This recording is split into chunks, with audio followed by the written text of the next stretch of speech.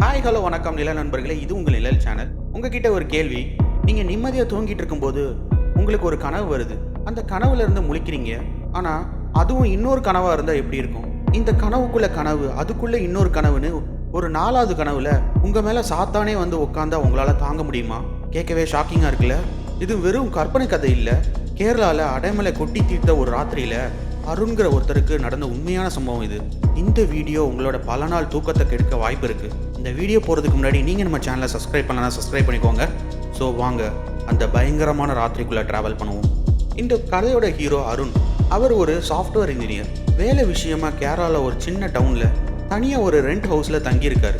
வீடு கொஞ்சம் பழசு தான், ஆனால் அந்த ஏரியாவோட அமைதி அவருக்கு ரொம்ப பிடிச்சிருந்தது. அன்னைக்கு ஒரு ஃப்ரைடே நைட்.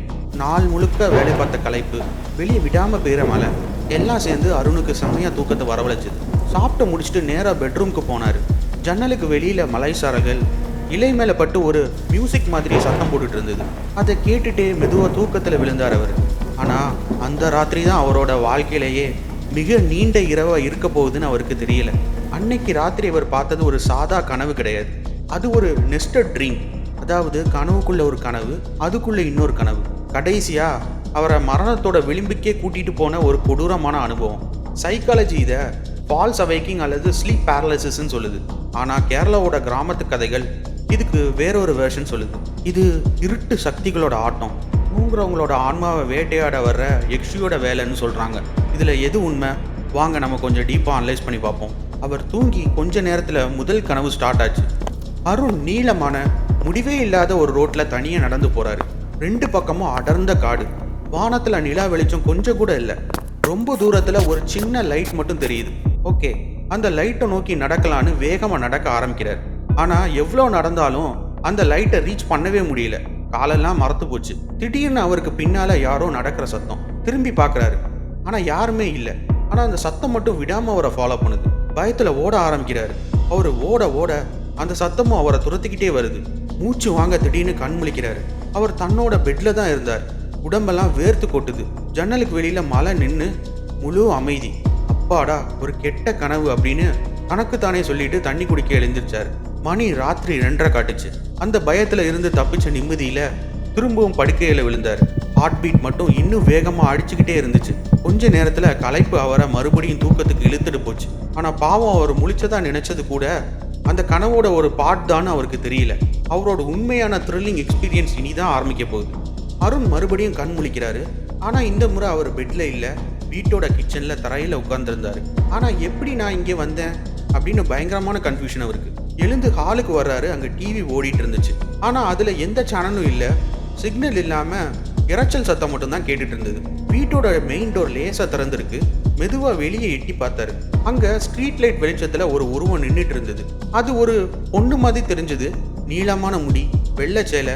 அந்த பொண்ணு ரோட்டோட மறுபக்கத்தை பார்த்து நின்றுட்டு இருந்தா. யார் இந்த நேரத்துலன்னு அருண் அவளை கூப்பிட முயற்சி பண்ணாரு. ஆனால் வாயிலிருந்து சத்தமே வரல. அவரால் உடம்பை அசைக்க கூட முடியல. திடீர்னு அந்த பொண்ணு அவரை திரும்பி பார்க்குது. முகம் இருட்டில் சரியா தெரியல, ஆனால் கண்கள் மட்டும் நெருப்பு மாதிரி எரிஞ்சுது. அதை பார்த்த அருண் அலறினா. அந்த அலறலோட மறுபடியும் கண் முழிச்சான். அவர் தன்னோட பெட்ல தான் இருந்தார். உடம்பெல்லாம் வேர்த்திருந்தது. சீரியஸ்லி இதுவும் கனவா? என்னதான் நடக்கு எனக்கு அப்படின்னு புலம்ப ஆரம்பிச்சான். இந்த முறை நிஜமாவே நம்ம முழிச்சிட்டோம் அப்படின்னு அவன் நம்பினான். இனிமே நம்ம தூங்கவே கூடாதுன்னு முடிவு செஞ்சு லைட்டை போட்டுட்டு ஒரு புக்கை எடுத்து படிக்க ஆரம்பிச்சான். ஆனால் கொஞ்ச நேரத்தில் கண்ணு சொக்க ஆரம்பிச்சது. மறுபடியும் தூங்கிட்டான். இந்த முறை அவன் முழிக்கும் போது எல்லாம் நார்மலாக இருந்துச்சு. டைம் காலையில் 6 மணி. வெளியே சூரிய வெளிச்சம் பிரகாசமாக இருந்தது. நல்ல வேளை ராத்திரி முடிஞ்சதுன்னு பெருமூச்சு விட்டான். எழுந்து ரெடியாகி பிரேக்ஃபாஸ்ட் பண்ண கிச்சனுக்கு போனான். அங்கே நேற்று ராத்திரி அவர் கனவுல பார்த்த அதே பொண்ணு கிச்சன் மேடை மேலே உட்காந்து அவரையே பார்த்துட்டு இருந்தா. அவள் கால்கள் தரையில் படாமல் காற்றுல தொங்கிட்டு இருந்தது. முகத்தில் ஒரு பயங்கரமான சிரிப்பு. அருணுக்கு மொத்தமாக உடம்பெல்லாம் ஃப்ரீஸ் ஆயிடுச்சு. இது கனவா நிஜமான்னு கூட பிரித்து பார்க்க முடியாத நிலையில் இருந்தான். அந்த பொண்ணு மெதுவாக அவரை நோக்கி கையை நீட்டினான். பயத்தோட உச்சியில் அருண் தன்னோட மொத்த பலத்தையும் ஒன்று சேர்த்து அலறினான். அந்த அலறல் அவரை 3வது கனவுல இருந்து வெளியே கொண்டு வந்தது. அவர் மறுபடியும் கண் முழிச்சார். அதே ரூம், அதே பெட். ஆனால் இந்த முறை அவரால் ஒரு இன்ச் கூட அசைய முடியல. இதுக்கு பேர் தான் ஸ்லீப் பேரலிசிஸ். உங்கள் மைண்டு முழிச்சிருக்கும், ஆனால் உங்கள் பாடி மட்டும் தூக்கத்தில் இருக்கும் ஒரு நிலை. அவரால் பேச முடியல, கத்த முடியல, கைகால்களை கூட அசைக்க முடியல. மனசு மட்டும் எந்திரிடான்னு கதறுது. அப்போ அவரோட ரூம் கதவு மெதுவா திறந்துச்சு. உள்ள வந்தது ஒரு உருவம். அது ஒரு மனுஷ உருவமே இல்லை. கருக்கருன்னு ஒரு ஷேடோ மாதிரி இருந்துச்சு. அதுக்கு முகம் உடம்புன்னு எதுவுமே கிடையாது. ஆனா அதோட பிரசன்ஸ் அந்த ரூமோட டெம்பரேச்சரை சட்டுன்னு குறைச்சிது. அந்த நிழல் உருவம் மெதுவா நடந்து வந்து அவரோட பெட்டுக்கு பக்கத்துல நின்னுச்சு. பயத்துல அருணுக்கு இதயமே வெடிச்சிடும் போல இருந்துச்சு. அந்த உருவம் மெதுவா குனிஞ்சு அவரோட நெஞ்சு மேல ஏறி உட்கார்ந்தது. ஒரு பெரிய மலையை தூக்கி நெஞ்சில வச்ச மாதிரி ஒரு ஃபீலிங். அவரால் மூச்சு விட முடியல. மரணம் கண் முன்னாடி தெரிஞ்சுது. அந்த உருவத்தோட கண்கள் இருக்க வேண்டிய இடத்துல 2 சிவப்பு புள்ளி மட்டும் தெரிஞ்சுது. அது ஒரு ஆவியா, பிசாசா, இல்ல அவரோட பயமே உருவாக்குன ஒரு உருவமா? கேரளா கதைகள் சொல்ற யக்ஷியா? எதுவா வேணா இருக்கட்டும். அந்த நொடியில அருண் தன் வாழ்க்கையோட கடைசி நொடியில இருக்கிறதா ஃபீல் பண்ணான்.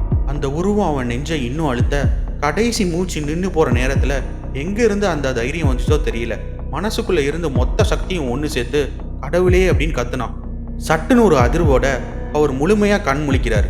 அவரோட உடம்பு அவர் கட்டுப்பாடுக்கு வந்துருச்சு. நெஞ்சு மேல எந்த பாரமும் இல்லை.